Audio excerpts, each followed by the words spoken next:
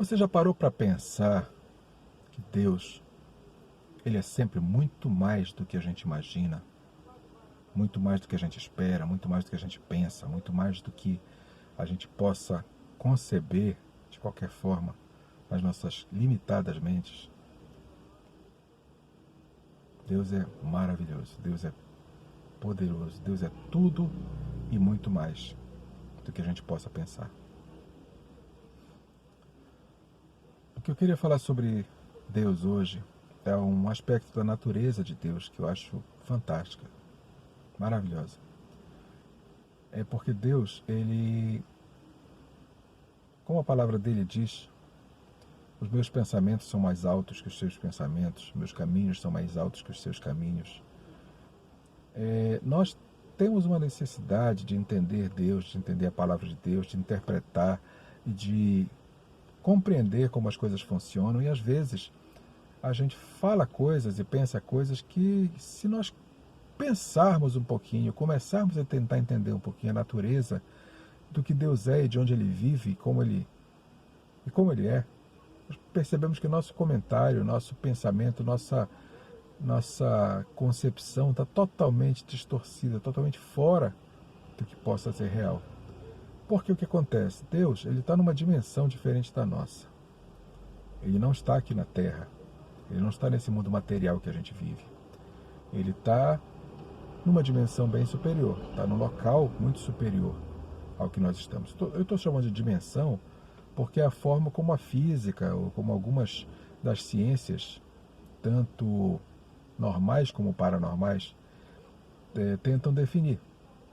Questão de dimensões. E eu creio que dimensão é um termo bem adequado. Até porque Deus, ele faz tudo de acordo com a ordem do que ele criou. Ele criou o universo com leis físicas, com leis que nós temos que respeitar. Afinal de contas, se a gente tentar sair para fora da janela de um prédio de 30 andares, a gente sabe que vai cair, porque existe a lei da gravidade, que é uma lei física, e que nós não temos como fugir dela.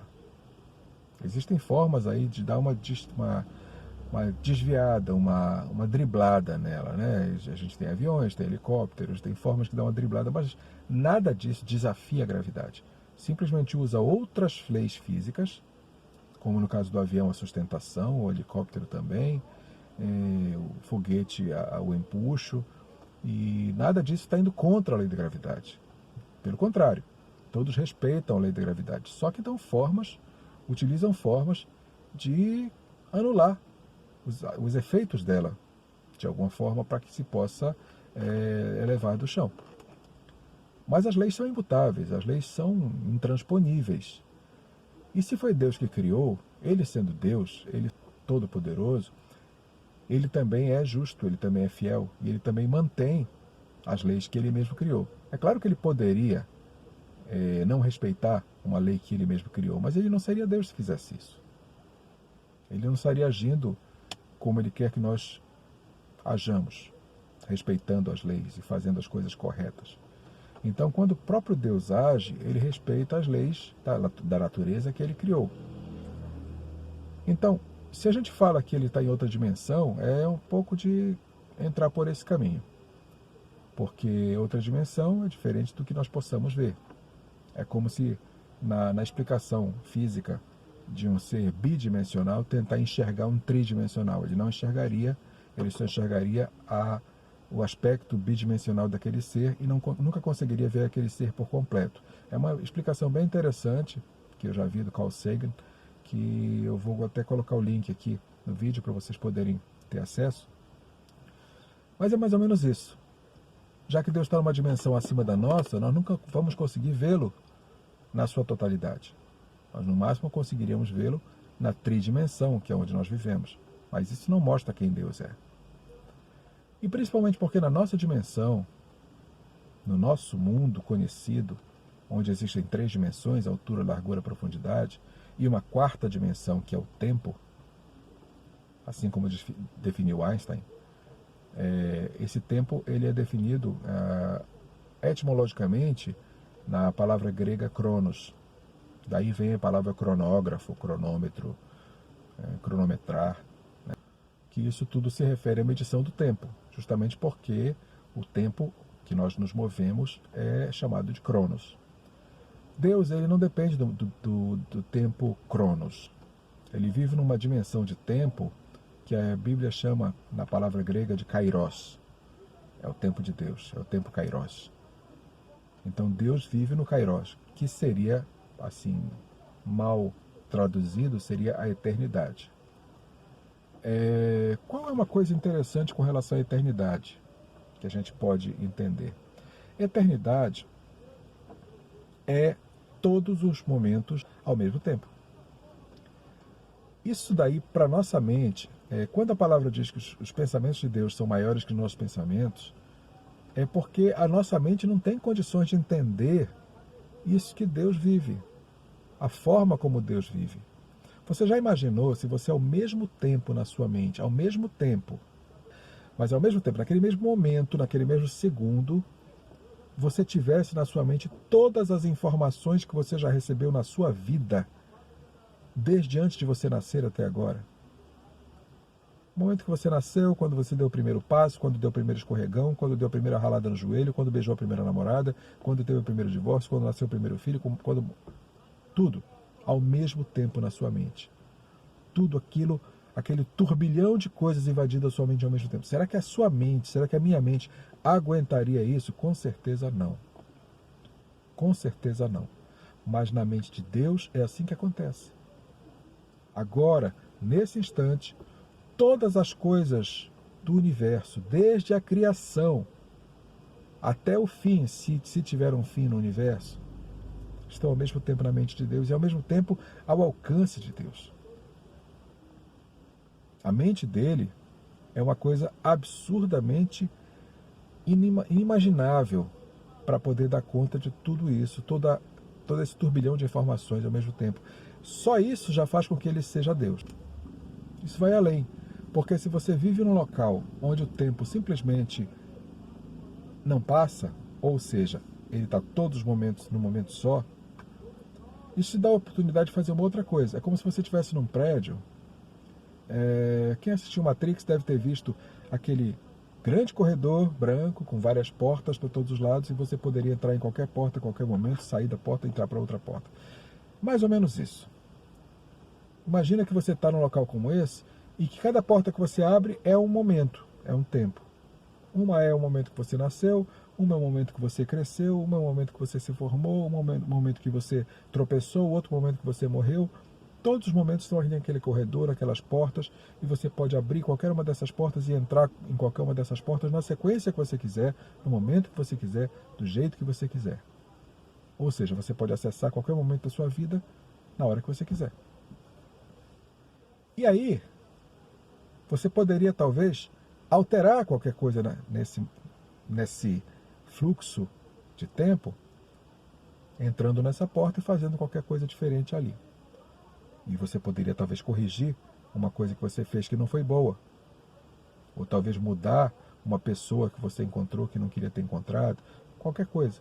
Porque você teria a possibilidade de entrar naquela porta, mudar aquele momento, e aquele momento mudaria todo o futuro dali para frente. São chamados paradoxos, né, que os cientistas falam que fariam mudanças no fluxo temporal, criariam novas linhas do tempo, como são chamados nos filmes de ficção. Deus tem essa possibilidade. É como num filme que eu vi há muito tempo atrás, chamado O Feitiço do Tempo, que no original seria Groundhog Day, é o Dia da Marmota, Groundhog Day, e no Brasil foi traduzido como Feitiço do Tempo, que é um homem que a cada dia ele acorda no mesmo dia que ele acordou na véspera, ou seja, ele acordou hoje, digamos que seja segunda-feira, dia 2. Ele vive aquele dia todo, acerta em algumas coisas, erra em algumas coisas. Quando ele vai dormir, ele no dia seguinte acorda, ele está na segunda-feira, dia 2 de novo, e vai passar pelas mesmas experiências. No filme, é porque ele precisa aprender a fazer as coisas de forma certa. Ele faz muitas coisas erradas, e o dia que ele acerta, e ele consegue do início do dia até o final fazer todas as coisas corretas, ele se livra desse feitiço, dessa maldição, e na próxima manhã, quando amanhece, ele já está no dia seguinte, no dia 3, no caso, né? Isso é o filme. Agora, o interessante daí é porque a cada manhã, quando ele acorda, ele lembra da manhã do dia anterior. E ele pode voltar e desfazer algo errado que tenha feito, ou fazer de forma diferente alguma coisa, e mudar o destino, o fechamento, mudar o resultado daquele dia com algumas alterações. E isso ele faz inúmeras vezes, até ele conseguir aprender passo a passo, momento a momento, o que ele deveria de verdade ter feito da melhor forma para poder corrigir aquele dia, ajustar aquele dia para poder passar para o próximo. Deus pode fazer exatamente isso.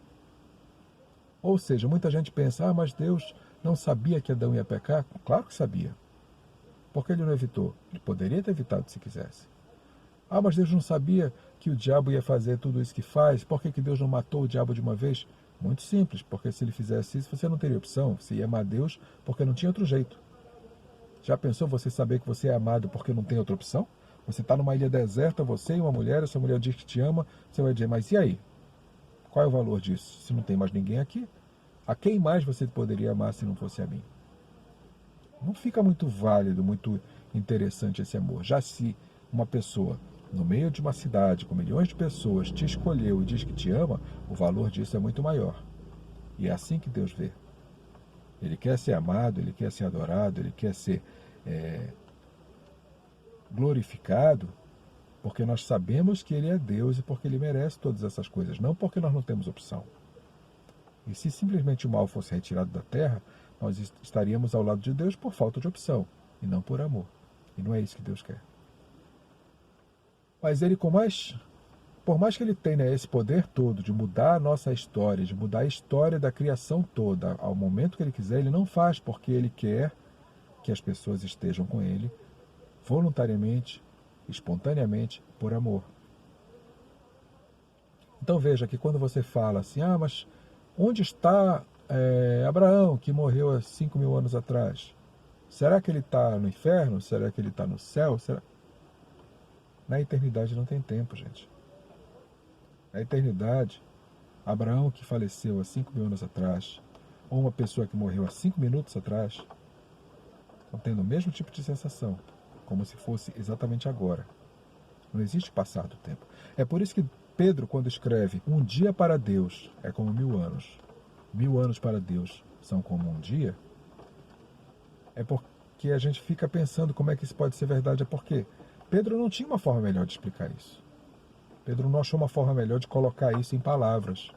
Porque, na verdade, para Deus, o tempo, como ele não tem alteração, como ele não tem fluxo, como ele é totalmente pertinente à vida dele o tempo todo, se pode se chamar assim, não faz diferença se é um ano, se é 1.000 dias, se é um segundo, se são 1.000 anos, não faz diferença.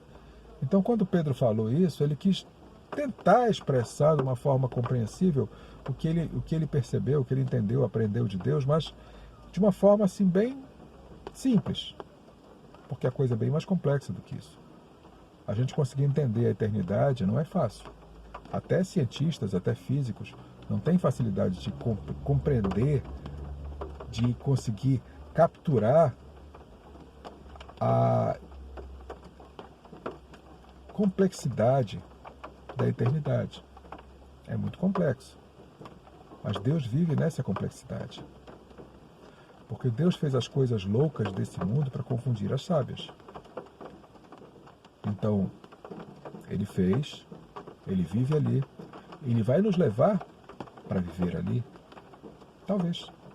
Porque a palavra diz que ele vai descer à terra e que nós vamos reinar com ele nessa terra. Então, eu não sei nem se nós vamos experimentar a eternidade ou se nós vamos viver nessa terra em outro tipo de dimensão, em outro tipo de realidade. Isso é ele que vai dizer. Isso nós vamos perceber quando chegar lá. Não precisa ficar ansioso. A palavra de Deus já nos diz que não devemos andar ansiosos por coisa alguma. Então vamos esperar para ver. Mas é fato que Deus, ele está muito acima do que nós podemos compreender. Mas o que nós devemos realmente, a todo tempo, seja no Kairos, seja no Cronos, todo tempo, o que nós devemos realmente é entregar nossas vidas nas mãos dele. Porque ele sabe o que é melhor para nós. Ele sabe do que nós precisamos. E ele sabe cuidar de cada detalhe da nossa vida para nos fazer triunfar no final. Ele está voltando para buscar a sua igreja, para desposar sua noiva. E as bodas do Cordeiro vão ser fantásticas. Eu não quero perder por nada nesse mundo nem no outro, a qualquer tempo que seja. Eu espero que cada um de nós esteja lá, do lado dele, entoando junto com os querubins: Santo, Santo, Santo é o Senhor, toda a terra está cheia da sua glória. É para lá que eu quero ir. Já estou de passagem comprada. Espero que o voo não seja cancelado. Não vai ser. O Senhor não vai deixar. Vamos continuar firmes, fiéis e acreditando nas promessas do nosso Salvador. Porque Ele não mente, não engana e não vai falhar conosco. Nunca. Estou feliz de ter você por aqui no nosso canal. Espero continuar tendo sua visita por aqui sempre, sempre, sempre. Espero continuar tendo conteúdo que interesse e que talvez edifique algumas pessoas, que a minha esperança é essa: edificar e tentar trazer um pouquinho mais do que eu tenho entendido e aprendido de Deus para quem aparecer por aqui pelo canal. Certo? Ore sempre, jejue, santifique-se, porque sem santificação ninguém verá o Senhor. Amém? Fique na paz. Shalom.